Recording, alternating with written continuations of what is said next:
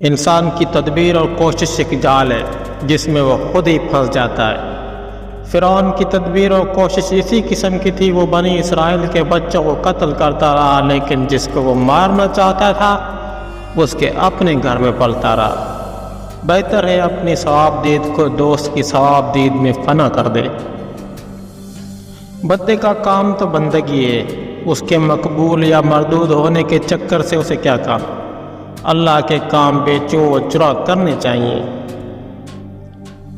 عشق جیسی شریف چیز پر کمینے نفس کا غلبہ اس وجہ سے ہو جاتا ہے کہ تو عقل سے بیگانہ ہو گیا ہے اور تو نے اپنے اندر نفس کو بسا لیا ہے۔ اب نفس کا کتا اپنے گھر پر رہ کر شیر ہو گیا ہے اور عقل بیچاری ماری ماری پھر رہی ہے۔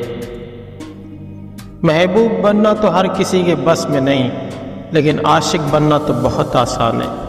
اگر اللہ نے تمہیں اپنا محبوب بنایا تو تم اللہ کے عاشق بن کر زندگی کا لطف اٹھاؤ، کیونکہ شدید محبت کا حقدار صرف اللہ تعالیٰ ہے۔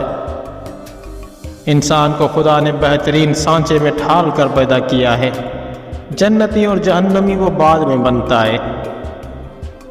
تقدیر کے لکھے سے چھٹکارا حاصل کرنے کا راستہ فقط عاجزی اور انکساری ہے۔ کسی بھی چیز سے پریشان ہونے کی ضرورت نہیں ہے۔ اے میرے دل، نہ تو یہ درد ہمیشہ رہنے والا ہے اور نہ ہی یہ زندگی۔ سب مر کر قبروں میں جاتے ہیں، لیکن اچھا انسان مر کر لوگوں کے دلوں میں چلا جاتا ہے اور لوگ یاد کے ذریعے اسے زندہ رکھتے ہیں۔ اگر تمہیں زندگی کی حقیقت معلوم ہو جائے تو بے شک تم کوئی اور ساتھی نہ چنو گے سوائے عشق حقیقی کے۔